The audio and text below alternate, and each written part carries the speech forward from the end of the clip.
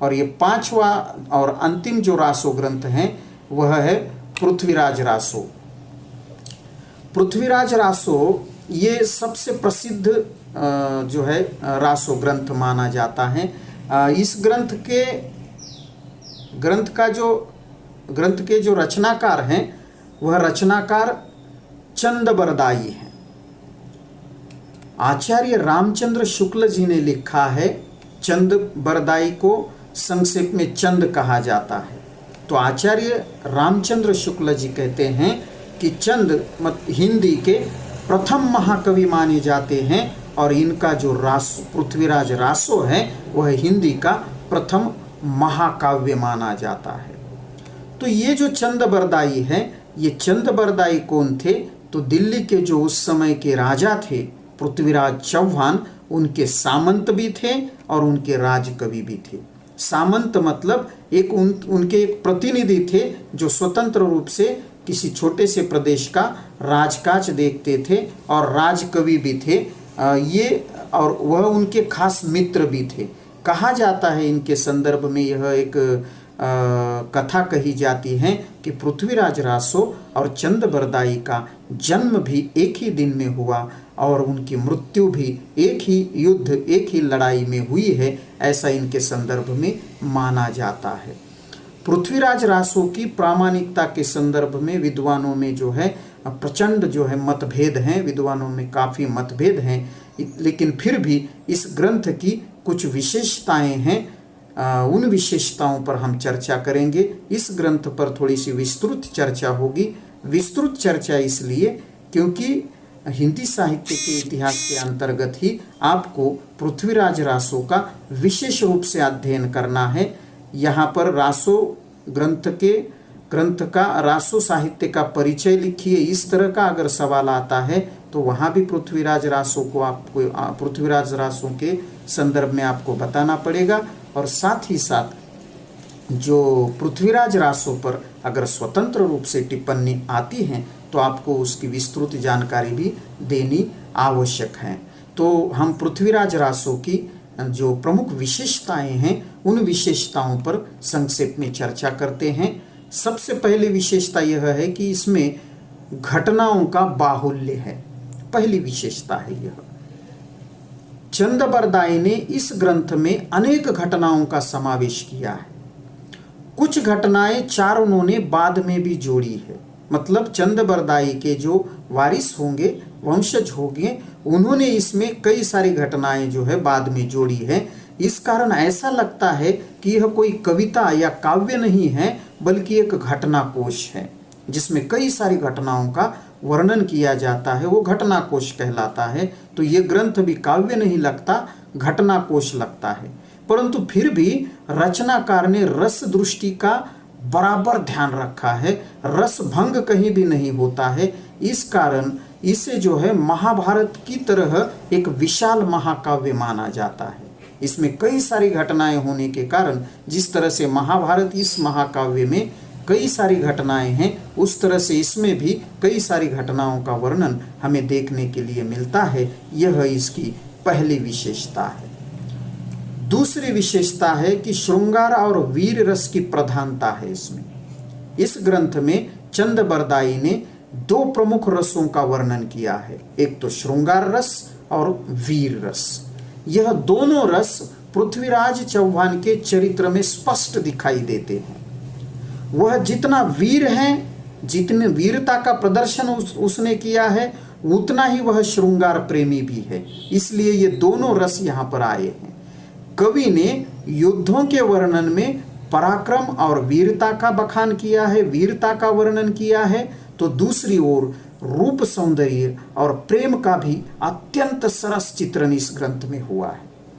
इन चित्रों में कवि ने नैतिकता की मर्यादाओं का भी अच्छी तरह से पालन किया है। कहीं भी अश्लीलता या अनैतिकता नहीं आई है, जिसके कारण रस की जो है सात्विकता जो होती है कि उसमें किसी भी प्रकार की अश्लीलता ना हो, वह सात्विकता यहाँ पर सुरक्षित रही है। श्रृंगार रस हैं लेकिन मर्यादाओं का उल्लंघन यहाँ पर हमें नहीं हुआ है, यह हम देख सकते हैं।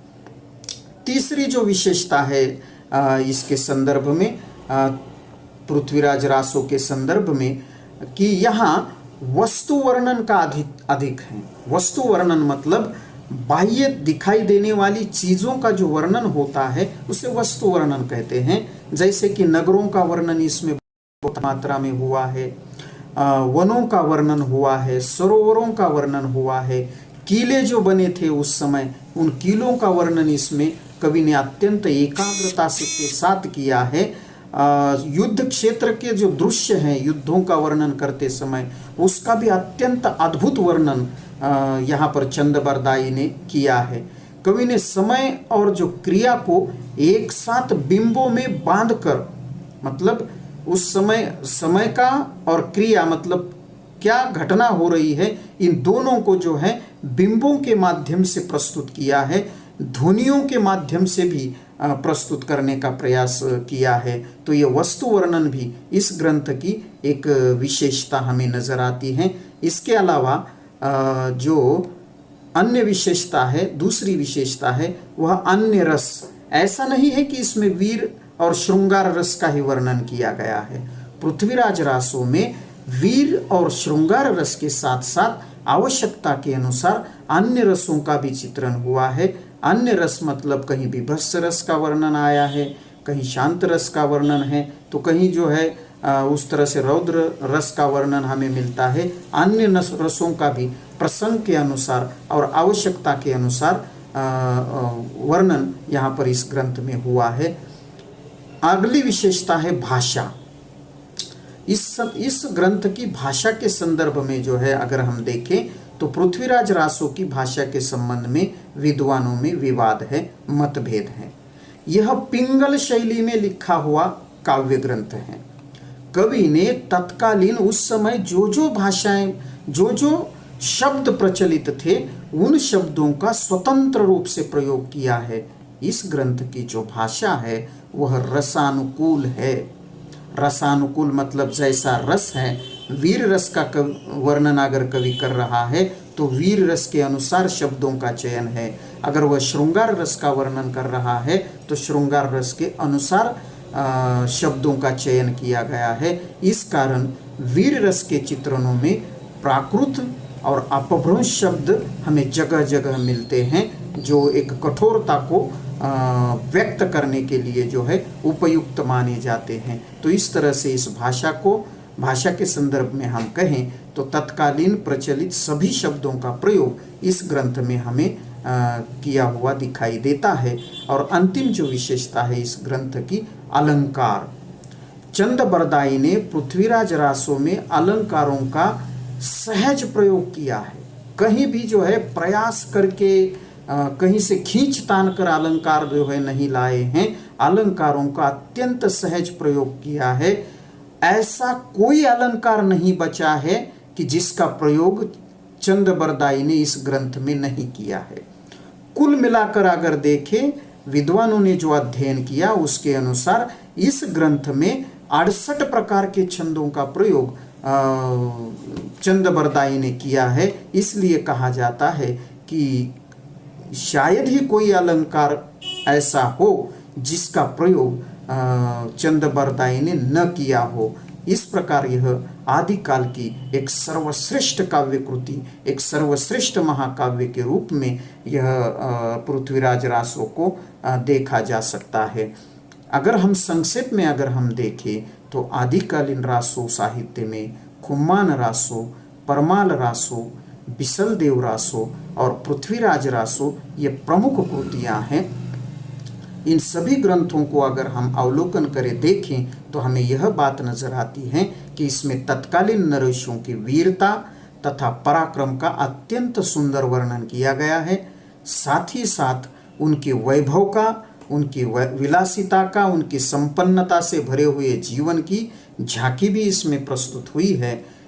आदिकालीन साहित्य में रासो साहित्य अपनी अलग विशेषता के कारण जो है विशेष उल्लेखनीय लगता है। ये रासो ग्रंथ हैं। इस वीडियो या तासिका के लिए हमने जिन पुस्तकों का प्रयोग किया है या जिन पुस्तकों के आधार पर यह अध्ययन सामग्री जुटाई है वह हिंदी साहित्य का इतिहास डॉक्टर नगेंद्र द्वारा जो पुस्तक संपादित की गई है, लिखी गई है, उसका प्रयोग किया गया। इसी के साथ साथ शिव कुमार शर्मा जी द्वारा जो पुस्तक लिखी गई है हिंदी साहित्य युग एवं प्रवृत्तियाँ, उसका भी प्रयोग हुआ है। हिंदी साहित्य के इतिहास की डॉक्टर आचार्य रामचंद्र शुक्ल की जो पुस्तक हैं उसका भी इस अध्ययन सामग्री के लिए जो है काफ़ी उपयोग हुआ है। आज के लिए हम यहीं रुकते हैं। अगले विषय को लेकर हम फिर मिलेंगे। धन्यवाद।